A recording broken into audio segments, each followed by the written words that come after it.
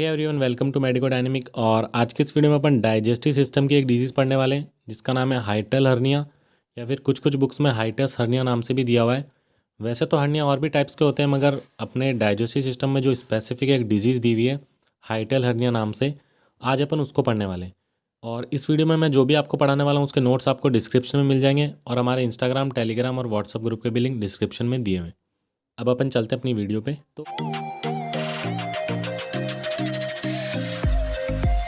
तो हाइटल हर्निया में अपन सबसे पहले देखेंगे डेफिनेशन कि हाइटल हर्निया होता क्या है। तो देखो डेफिनेशन में क्या लिखा हुआ है, a protrusion of any part of stomach through diaphragm. देखो इस प्रोट्रूजन का मतलब समझना। प्रोट्रूजन का मतलब क्या होता है, किसी भी चीज़ का अपनी जगह से हट जाना। अगर कोई भी चीज़ अपनी जगह से, अपनी सराउंडिंग से हट जाएगी तो उसको बोलेंगे प्रोट्रूजन।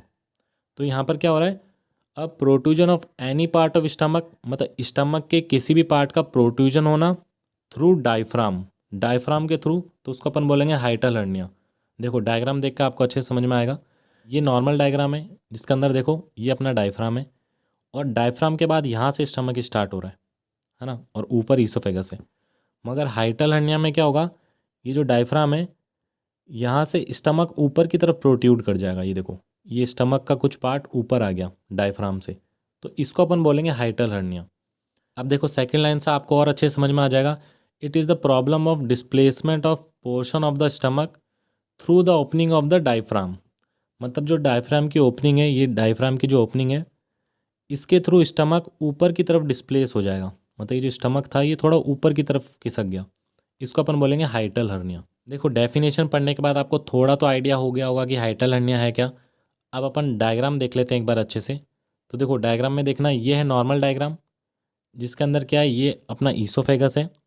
ईसोफेगस के बाद यहाँ पर आता है डायफ्राम, और इस डायफ्राम के बाद यहाँ से स्टमक चालू होता है ना। ये था अपना नॉर्मल डायग्राम। मगर हाइटल हर्निया में क्या होगा, हाइटल हर्निया में देखना, ये अपना डायफ्राम है, तो इस डायफ्राम की ये जो ओपनिंग है इसके थ्रू स्टमक का कुछ पार्ट ऊपर चल जाएगा। ये देखो ये जो कुछ पार्ट ऊपर आ गया है स्टमक का, इसको अपन बोलेंगे हाइटल हर्निया। देखो डायग्राम से आप थोड़ा समझ रहे होंगे। देखो डायग्राम को एक और बार अच्छे से देखना, ये जो पार्ट स्टमक का ऊपर आ चुका है इसको अपन बोलेंगे हाइटल हर्निया। अब अपन देख लेते हैं कॉज, इसकी क्या क्या कारण हो सकता है हाइटल हर्निया होने के। तो इसमें सबसे पहला है वीकनेस ऑफ डायफ्राम मसल। मतलब जो अपनी डायफ्राम की मसल है अगर वो वीक हो जाए तो स्टमक ऊपर की तरफ प्रोट्यूड कर सकता है। सेकेंड है इंक्रीजेज इंट्रा एब्डोमिनल प्रेशर। मतलब अगर इंट्रा एब्डोमिनल प्रेशर अगर इंक्रीज हो जाए तो भी स्टमक ऊपर की तरफ प्रोट्यूड कर सकता है। थर्ड है क्रॉनिक कॉन्स्टिपेशन।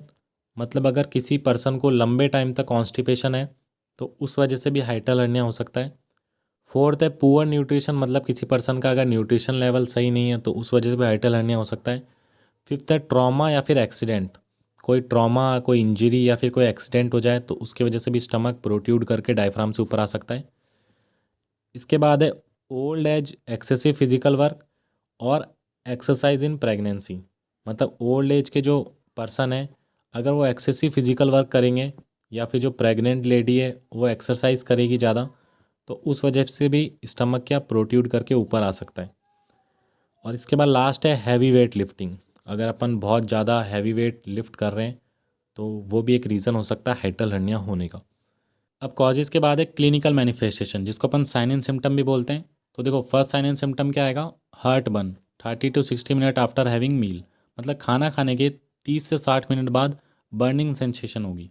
ये किस लिए हो रहा है, अपना जो स्टमक था वो अपने डायग्राम में देखा था कि थोड़ा ऊपर प्रोट्यूड कर चुका है, उसकी वजह से जो HCl होगा वो अपने ईसोफेगस में जाएगा, और खाना खाने के बाद जो HCl बनेगा 30 से 60 मिनट बाद वो ऊपर की तरफ जाएगा ईसोफेगस में।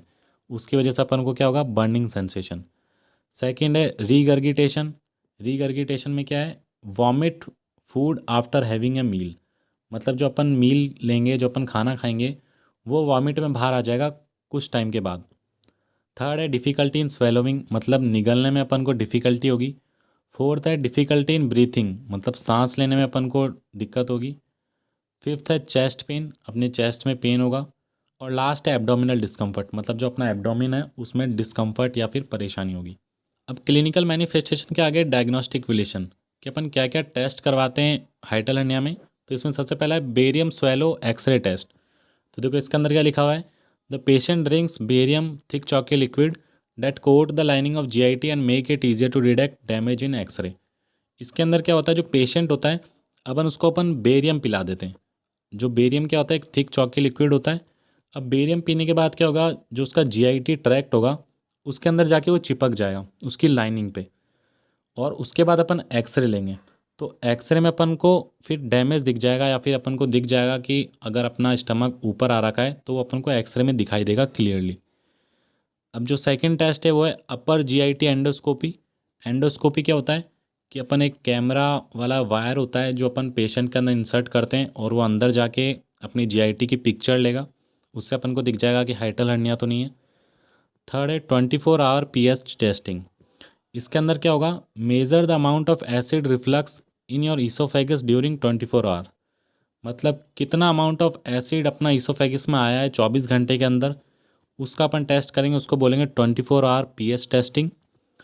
और लास्ट है सीटी स्कैन। अपन कंप्यूटर टोमोग्राफी करवाएंगे जीआईटी की, उसके अंदर अपन को दिख जाएगा कि अगर हाइटल हर्निया है या फिर नहीं है। तो ये सब टेस्ट थे अपन जो अपन हाइटल हर्निया में करवा सकते हैं। अब टेस्ट के बाद अपन देखेंगे मैनेजमेंट। तो जो मैनेजमेंट है वो मेनली दो पार्ट में डिवाइडेड है, medical management and surgical management. Medical management में तो मेडिसिन आ जाएगी जो अपन पेशेंट्स को देंगे, और सर्जिकल मैनेजमेंट में सर्जरीज आ जाएगी जो कि अपन हाइटल हर्निया के पेशेंट में कर सकते हैं। इनको अपन थोड़ा ब्रीफली पढ़ेंगे एक एक लाइन में। तो देखो मैनेजमेंट पे चलते हैं। मैनेजमेंट में देखना, पहला है मेडिकल मैनेजमेंट। मेडिकल मैनेजमेंट में क्या है, एंटासिड्स। एंटासिड्स क्या करेंगे, use to neutralise the stomach acid and treat heartburn. मतलब जो स्टमक का एसिड है जो ईसोफेगस में आ रहा है उसको अपन न्यूट्रलाइज करने के लिए एंटासिड देंगे। उसका एग्जांपल है मैग्नीशियम हाइड्रोक्साइड। सेकंड है एंटीमेटिक। एंटीमेटिक क्या होती है, यूज टू ट्रीट वॉमिटिंग। मतलब जो वॉमिटिंग हो रही है पेशेंट को उसको ट्रीट करने के लिए अपन एंटीएमेटिक देंगे। एग्जांपल है ओंडासेट्रॉन। थर्ड है प्रोकाइनेटिक एजेंट्स। प्रोकाइनेटिक एजेंट्स क्या करेंगे, गैस्ट्रोड्यूडेनल मोबिलिटी को बढ़ा देंगे जिसकी वजह से स्टमक में ज़्यादा देर तक फूड नहीं रहेगा। इसका एग्जांपल है मेटक्लोप्रामाइड, है ना। इसके बाद है एंटीस्टामिन्स। एंटीस्टामिन्स क्या करेंगे, use to reduce acid secretion. मतलब जो अपना एसिड HCl का सिक्रीशन है उसको रिड्यूस करेंगे, उसको कम कर देगा। एग्जाम्पल है सिट्राजीन। अब मेडिकल मैनेजमेंट के बाद है सर्जिकल मैनेजमेंट। सर्जिकल मैनेजमेंट में देखना सबसे पहला है मैनुअल रिडक्शन। वैसे मैनुअल रिडक्शन सर्जिकल का पार्ट नहीं है मगर इसमें देख लो। Readjust to herniated organs by slight pressure. इसके अंदर क्या होगा कि जो हर्निएटेड ऑर्गन है उस पर स्लाइटली प्रेशर लगा के, देखो ये डायग्राम देखना, इसमें स्लाइटली प्रेशर लगा के उसको अपने प्लेस पे वापस लाने की कोशिश करते हैं। सेकेंड है निसन फंडिप्लिकेशन सर्जरी। इसके अंदर क्या होगा, wrapping part of the upper stomach around the sphincter and lower oesophagus. देखो डायग्राम में देखना, जो अपर स्टमक का पार्ट है उसको अपन लोअर इसोफेगस में रैप कर देंगे, है ना। तो इसको अपन बोलेंगे निसन फंडिप्लिकेशन सर्जरी।